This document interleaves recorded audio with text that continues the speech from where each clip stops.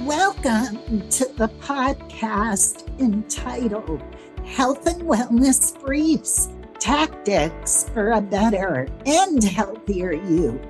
I'm Dr. Bernadette Melnyk, Vice President and Chief Wellness Officer for The Ohio State University. This podcast series is brought to you by my CWO office and wonderful Buckeye Wellness team in order to provide you with evidence-based micro-learning modules to optimize your health and well-being. Our podcasts start by taking a dose of vitamin G. Given that vitamin G, or gratitude, is one of the simplest research-based strategies to improve mood, sleep, and optimism, and reduce stress and blood pressure, please take a few seconds now to think about who or what you are grateful for today.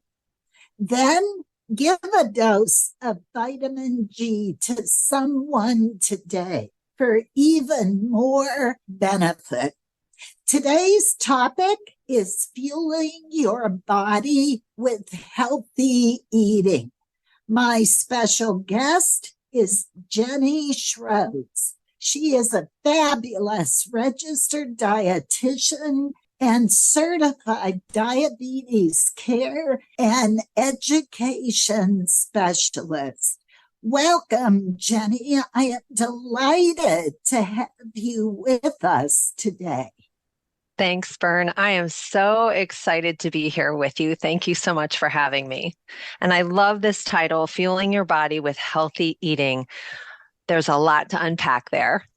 There sure is. So we're going to get started with your wonderful expertise.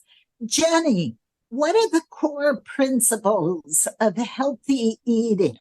And how does a balanced diet contribute to an individual's overall health and well-being? Yeah, this is just the best question ever. You know, I think that healthy eating is based on patterns. What kind of pattern do you have, or what kind of diet do you have?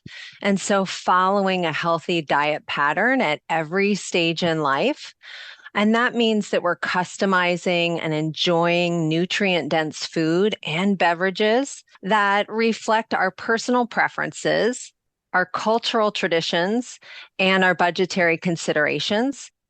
We want to focus on meeting all the food groups. We want to focus on nutrient-dense foods and beverages, and we want to keep those within calorie limits, limiting foods and beverages higher in added sugar, saturated fat, sodium, and maybe limiting the alcoholic beverages. And these are all guidelines from the Dietary Guidelines for Americans. That's great. Jenny, can you give people an example of nutrient-dense foods? Yes, I can. In my practice, we talk a lot about the major fuel for our body, which is carbohydrates. And we talk about nutrient-dense carbohydrates, which are going to be those that contain fiber. So dietary fiber, foods that haven't been messed with, aren't processed. And so when we talk about carbohydrates, we're talking about nutrient-dense foods that still have that fiber intact. And we talk about protein, we're talking about proteins that haven't been processed that much. So beans, legumes, and animal products as well, beef, fish, chicken. And then we're talking also about nutrient-dense fats and choosing the best fats. So those liquid oils and oils that haven't been processed. So we're talking a lot about non-processed foods, leaving foods the way they were intended to eat and the way they came from nature. There's so much consumption of processed foods. It's convenient. It's often easier, but there's also a lot of common misconceptions about healthy eating. What advice would you give to navigate through some of those misunderstandings? Yeah, I think the biggest misunderstanding is the cost of eating healthy. And, there have been meta-analyses done that show us that eating healthy probably costs a little bit more, but I think it comes down to educating people on how to eat healthy, where to find your food, how to purchase food on a budget, because it really can be done for just pennies more than taking advantage of those convenience and processed foods that you were talking about. I'm glad you bring that up because I hear that all over the Yes. place. Like it costs so much more to eat healthier. Are there any other big misconceptions about healthy eating? I think that a lot of people don't think it tastes good. And most people, I think, are eating for taste. We want to enjoy the food that we're eating. I've met very few people in my practice that have said, just give me a pill. I don't need to taste my food. Don't need to enjoy it. We bring a lot of baggage with what we like about our food, what we learn to like about our food, what gives us comfort. There are lots of things to take into consideration. So healthy food can taste delicious. And that's actually the major focus of my practice is teaching people how to cook healthy and delicious food on a budget. It can be done and it can taste wonderful. Great. How important is meal planning and preparation in maintaining a healthy diet? What practical tips or strategies for incorporating healthy eating habits do you have, especially for those of us that have really busy lifestyles? Yeah. Bern, I bet you have meal planned, and the weeks that you meal plan go way differently than the weeks that you don't meal plan. But meal planning can be this just enormous task that if you feel like you have to plan every breakfast, lunch, and dinner, we're probably not going to be successful at that goal. So here's some practical tips. Meal planning is super important, first of all. It is important to stay on track with our weight goals, maintaining a healthy weight or losing weight. And it feeds into those dietary patterns I talked about that can keep you healthy for a lifetime. So here are my practical tips. Every week, find time set aside to create a menu plan that includes 3 dinners, only 3 dinners.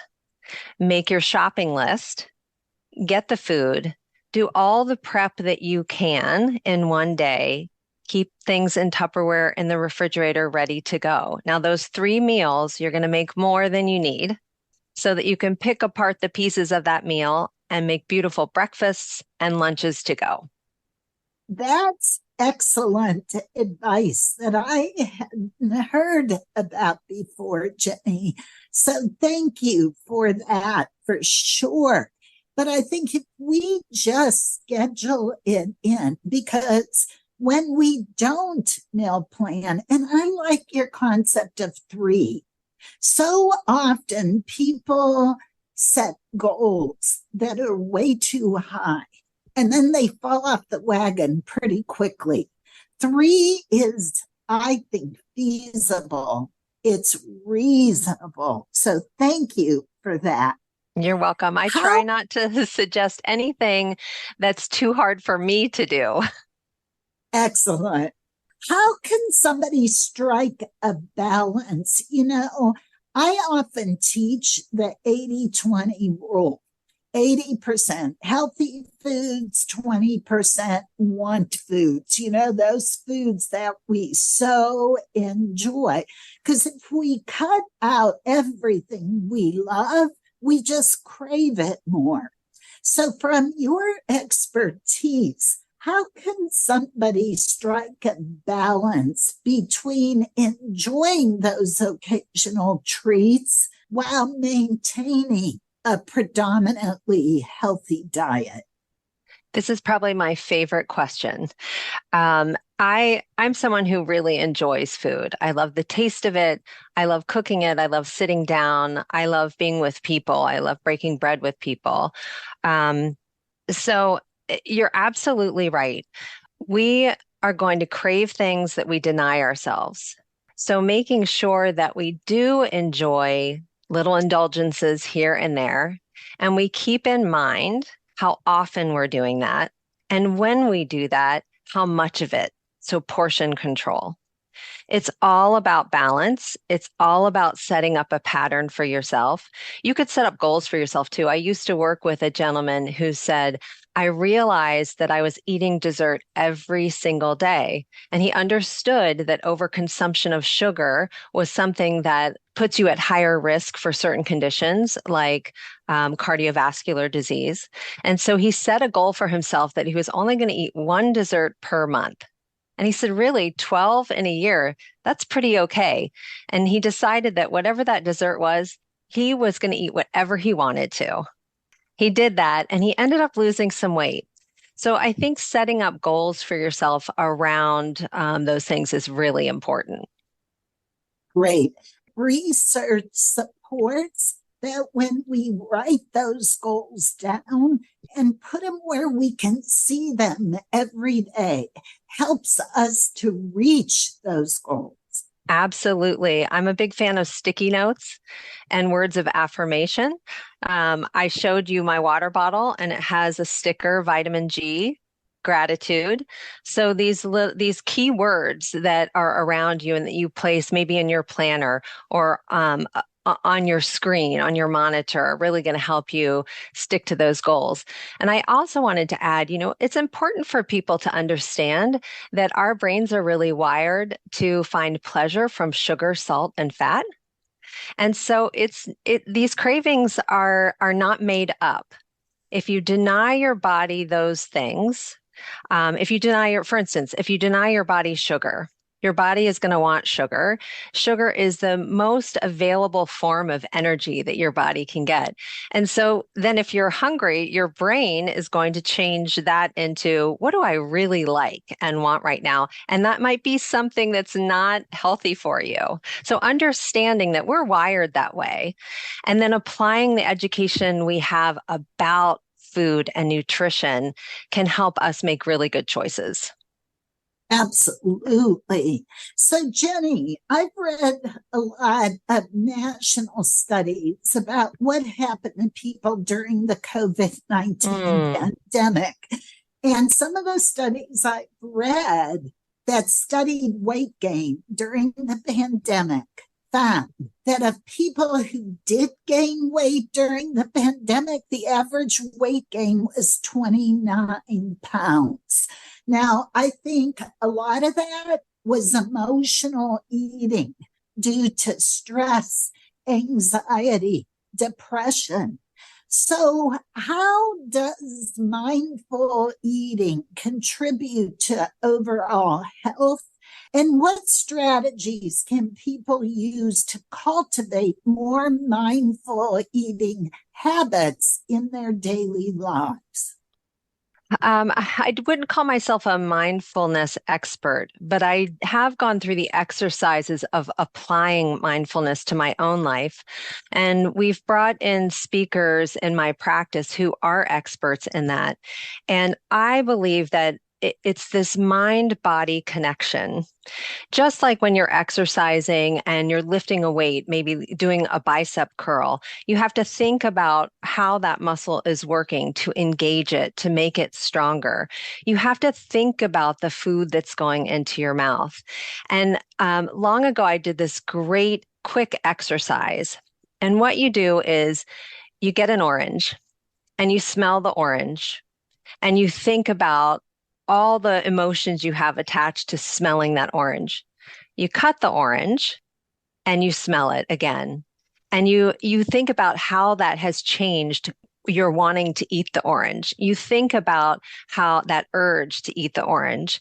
And then finally, you take a bite of the orange, just one bite, and you think about how that tastes on your tongue. And then you think about how that makes you feel.